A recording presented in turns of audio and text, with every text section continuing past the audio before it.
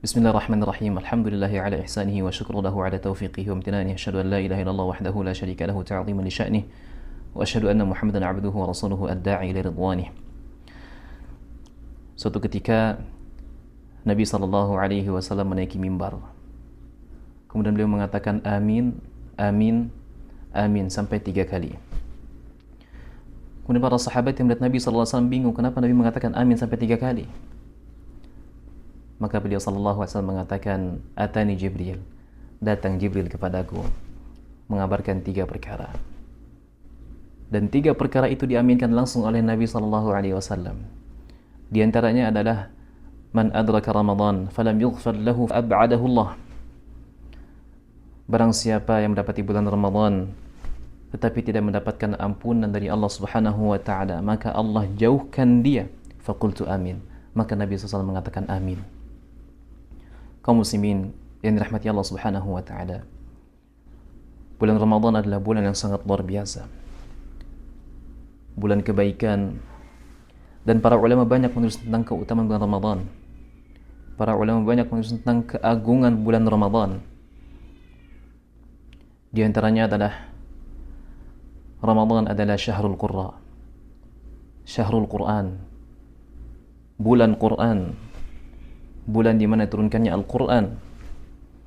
Allah Subhanahu wa taala mengatakan syahrul Ramadan alladzi unzila fihi Al-Quran hudan lin-nasi wa bayyinatin minal huda wal furqan. Allah juga mengatakan inna anzalnahu fi lailatul qadar. Allah juga mengatakan inna anzalnahu fi lailatin mubarakatin inna kunna munzirin.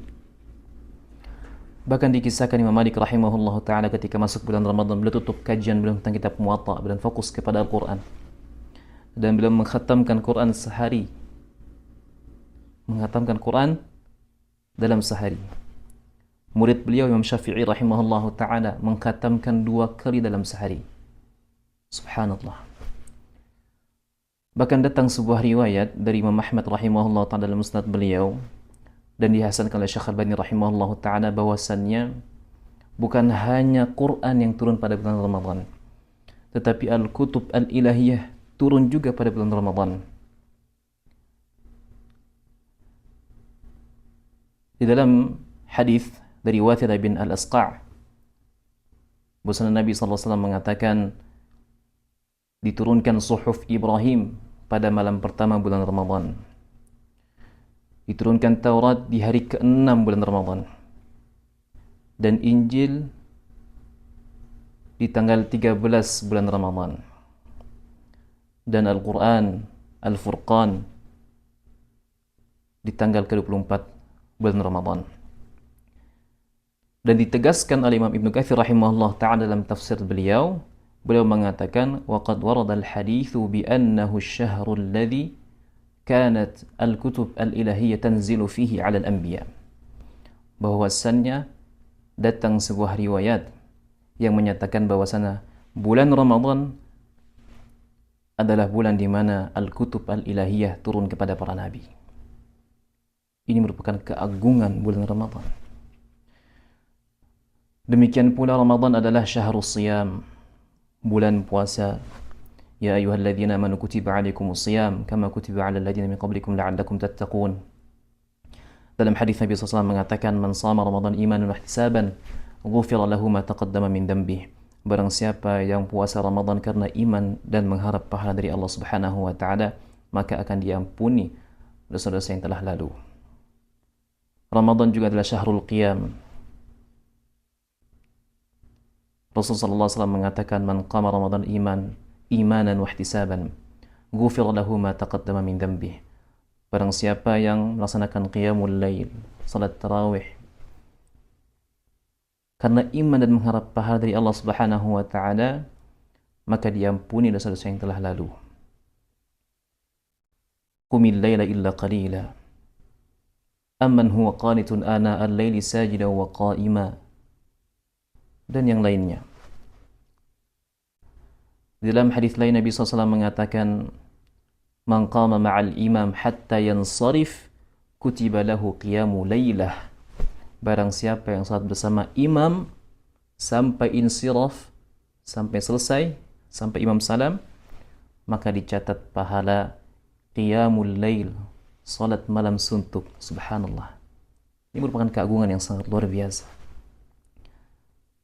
Dan di dalam bulan Ramadan ada juga i'tikaf. Dikisahkan oleh Aisyah radhiyallahu taala anha, kana Nabi sallallahu alaihi wasallam ya'takifu fil 'ashr al-awakhir min Ramadan hatta tawaffahu Allah. Bahwasanya Nabi SAW i'tikaf di 10 malam terakhir bulan Ramadan sampai Allah wafatkan. Kemudian diikuti oleh para istri beliau setelah wafatnya Nabi sallallahu alaihi wasallam. Dan yang paling agung adalah bahwa di dalam bulan Ramadan ada satu malam yang lebih baik daripada 1000 bulan, yaitu malam Lailatul Qadar. Allah Subhanahu wa taala mengatakan, "Inna anzalnahu fi Lailatul Qadar. Inna anzalnahu fi lailatin mubarakatin inna kunna munzirin." Ya, Allah mengatakan Lailatul Qadar khairu min alfi syahr. Lebih baik daripada 1000 bulan. Maka manusia mana yang berakal yang tidak mau misalkan mengucapkan istighfar pada malam itu, seakan-akan dia beristighfar selama 83 tahun. Orang berakal mana yang tidak mau melaksanakan salat pada malam itu, walaupun satu rakaat witir misalnya, seakan-akan dia witir selama 83 tahun. Orang berakal mana yang tidak mau melaksanakan atau membaca Al-Quran pada malam itu, seandainya dia baca Quran pada malam itu, maka seakan-akan dia baca Quran selama 83 tahun. Belum lagi keutamaan satu huruf dilipat gandakan 10 kali lipat. Subhanallah. Tijaratan lan tabur. Bisnis yang tidak pernah merugi ketika seseorang bisnis bersama Allah Subhanahu wa taala. Maka Allah Subhanahu wa taala mudah-mudahan memberikan kepada kita istiqamah di dalam bulan Ramadan ini. Allahumma kama ballagtana awal hadha syahr فبلغنا آخره وأنت راض عنا اللهم تقبل منا صالح الأعمال. Kaum muslimin yang dirahmati Allah Subhanahu wa taala, mungkin inilah video singkat tentang keutamaan bulan Ramadan. Mudah-mudahan menjadi penyemangat bagi kita semua untuk terus beramal dan terus mencari ridha Allah Subhanahu wa taala pada bulan yang mulia ini. وصلى الله على نبينا محمد وعلى آله وصحبه وسلم.